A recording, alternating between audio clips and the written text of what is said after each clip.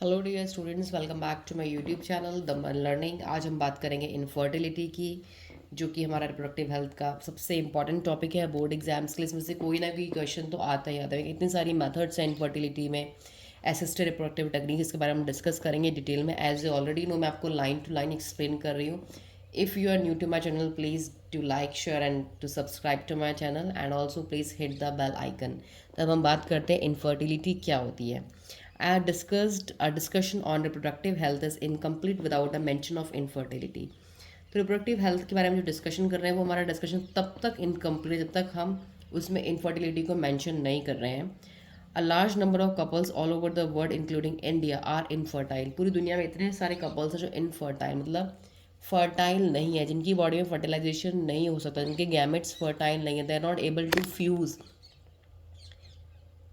कोई भी रीज़न उसमें हो सकता है। They are unable to produce children in spite of unprotected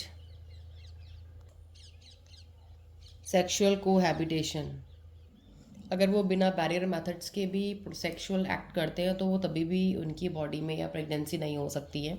the reason for this could be many physical congenital diseases, drugs, immunological और even psychological. तो इनमें प्रॉब्लम्स देखो, उनकी फिजिकल प्रॉब्लम्स होती है, कॉन्जिनाइटल डिजीजेज भी हो सकती है इनमें, और ड्रग्स के कुछ इल इफेक्ट्स भी हो सकती हैं, इम्यूनोलॉजिकल प्रॉब्लम्स भी हो सकती हैं और साइकोलॉजिकल भी हो सकती हैं। In India often the female is blame for the couple being childless. तो इंडिया में ज़्यादातर उन कपल्स में फीमेल्स को ब्लेम करते हैं जो चाइल्डलेस होते हैं। But more often than not the problem lies in the male part. सबसे ज़्यादा ऐसा ज़रूरी नहीं है कि मेल पार्टनर में ही प्रॉब्लम्स हो सकती हैं। Specialise health care units like infertility clinics could help to diagnose and corrective treatment of some of these disorders and enable these couples to have children. तो बहुत सारे ऐसे हमारे हेल्थ केयर यूनिट्स हैं जो कि डायग्नोस इस बीमारी को पहचानते हैं, उनके ट्रीटमेंट भी कर सकते हैं। However, where such corrections are not possible, the couples could be assisted to have children through certain special technique. अगर उनमें ट्रीटमेंट प्रॉब्लम्स का नहीं है तो उन कपल्स के लिए भी ऐसी टेक्निक्स हैं जिनसे वो अपने चिल्ड्रंस को कर सकते हैं। उनको बोलते हैं असिस्टेड रिप्रोडक्टिव टेक्निक्स, जो असिस्ट कराई जाती हैं, करवाई जाती हैं with the help of some expertise doctors, nurses. They are known as ART। सबसे पहले हमारे ART है इन विट्रो फर्टिलाइजेशन, जिसे हम बोलते हैं IVF। IVF means fertilisation outside the body in almost similar condition as that in the body followed by embryo transfer. तो IVF में क्या होता है कि फर्टिलाइजेशन जो होता है बॉडी के बाहर कराया जाता है। सेम कंडीशंस यूज़ की जाती हैं जो कंडीशंस बॉडी के अंदर प्रेजेंट होती हैं, और उसके बाद फर्टिलाइजेशन कराने के बाद गैमेट्स को टेस्ट ट्यूब में फर्टिलाइज करवाते हैं। मेल और फीमेल से गैमेट्स लेकर फर्टिलाइजेशन कराने के बाद उस एम्ब्रियो को ट्रांसफ़र करते हैं। ET बोलेंगे उसे। Is one such methods. In this method popularly known as test tube baby programme कहते हैं हम इसको, IVF को। इसमें ओवा फ्रॉम वाइफ को ओवम लेते हैं, डोनर जिसे हम बोलेंगे फीमेल जो देगी, and sperm from the husband.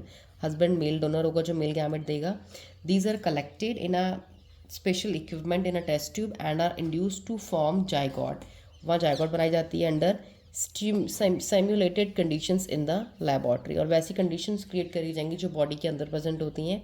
The zygote और early embryos with up to 8 blastomere. जो जाइगॉट जब बन जाएगी या अर्ली एम्ब्रियोनिक स्टेज होगी हमारी 8 ब्लास्टोमर्स तक की, 8 सेल्स बने होंगे, उसको हम ट्रांसफ़र कर सकते हैं फलोपियन ट्यूब में।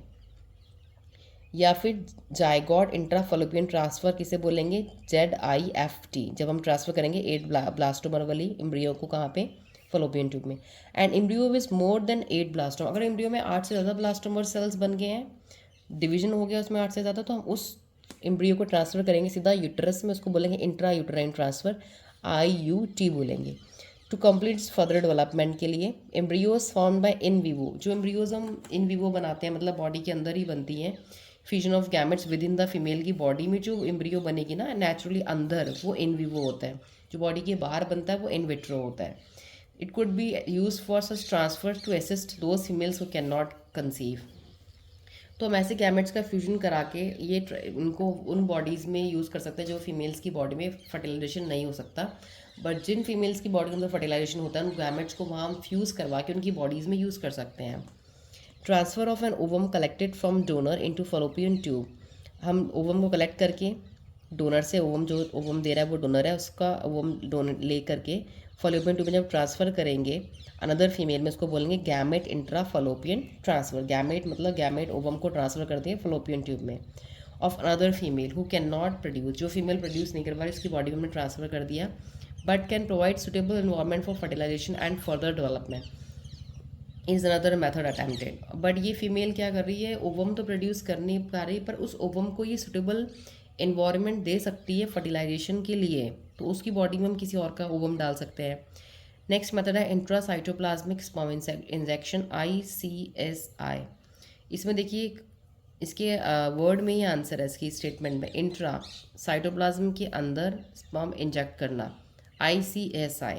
Another specialised procedure to form a embryo in the laboratory in which, ये एम्ब्रियो बनाएंगे लेबोरेटरी में, कैसे, sperm is directly injected into the ovum, ovum लेंगे उसमें डायरेक्टली इंजेक्शन से स्पर्म इसके अंदर इंजेक्ट कर देंगे।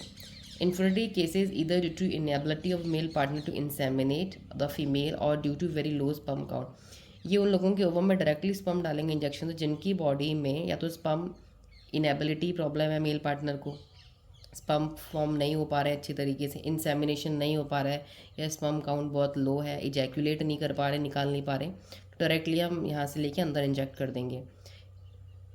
इसको हम बोलेंगे आर्टिफिशियल इंसेमिनेशन, AI। आर्टिफिशियली हम इंसेमिनेट कर रहे हैं सीधा ओवम के अंदर। In this technique the sperm collected from either from husband और healthy donor is artificially introduced into the vagina. अब देखिए हम इसमें क्या करेंगे, जिन पर्सनस में लो स्पर्म काउंट है वहाँ पे हम क्या करेंगे, सीमन को कलेक्ट करेंगे हस्बैंड से या किसी हेल्दी डोनर से, उसको आर्टिफिशियली वजाइना के अंदर डाल देंगे और into the uterus. Intra uterine insemination बोलेंगे इसको, this will be known as intra uterine insemination. तो पहले इसमें होगा हमारा आर्टिफिशियल इंसेमिनेशन और AI टेक्निक बोलेंगे, और जहाँ पे हम नेक्स्ट हमारा होगा यूट्रस में सीधा अगर हम स्पर्म को डालेंगे वो होगा intra uterine insemination of the female. दो options are many, all this techniques require extremely high precision handling by specialised professional से प्रिसीजन हैंडलिंग चाहिए एंड एक्सपेंसिव इंस्ट्रूमेंटेशन भी चाहिए होगा इसमें। Therefore these facilities are presently available only in very few centers in the country, में कुछ जगह पे अवेलेबल है इंडिया में। Obviously their benefit is affordable to only limited people, ये कुछ लोग ही इसका फ़ायदा उठा पाते हैं क्योंकि थोड़ा एक्सपेंसिव टेक्निक होता है, ये ज़रूरी नहीं कि एक बार में फिट हो जाए। Emotional, religious, social factors are also deterrents in the adoption of this method. कुछ लोगों की इमोशनली होता है कि नो ऐसे नहीं करना है, we don't have to produce, ऐसे बेबी नहीं करना, तो उनकी अलग अलग सोच होती है, उनके रिलीजन्स होते हैं अलग अलग, तो they don't allow their couples to go for such ARTs. Since the ultimate aim of this procedure is to have children, in India we have so many orphaned and destitute children. India में ऐसे children है कितने जिनकी कोई माँ बाप नहीं है, जो बिछड़े हुए हैं, कोई कैलमिटीज़ उनके पेरेंट्स मर गए हैं। We would probably not survive till maturity unless taken care, तो ये बच्चे तब तक सर्वाइव नहीं करें तो उनकी केयर नहीं की जाएगी। Our law permits legal adoption, तो हमारा जो लॉ है वो परमिट करता है कि हम लीगली किसी भी बच्चे को अडॉप्ट कर सकते हैं। And it is as yet one of the best matter for couples looking for parenthood, तो जो कपल्स चाह रहे हैं वो इन मेथड्स के अलावा ऐसे ऑर्फन चिल्ड्रंस को अडॉप्ट कर सकते हैं। This is kind of a mercy on them, तो इससे उन बच्चों की परवरिश भी हो जाएगी, केयरिंग भी हो जाएगी, and they will become parents also. So today the chapter reproductive health completed. So please जो बच्चों ने आज ये वीडियो वॉच की वो नेक्स्ट प्रीवियस वीडियोस में जाकर के सारे लेक्चर्स अटेंड कर सकते हैं, क्लियरली समझ सकते हैं। बहुत ही इजी एक्सप्लेनेशन मैंने आपको दी कि कोई भी स्टूडेंट क्लियरली आराम से बोर्ड में 95+ स्कोर कर सकता है। Thank you for watching the video.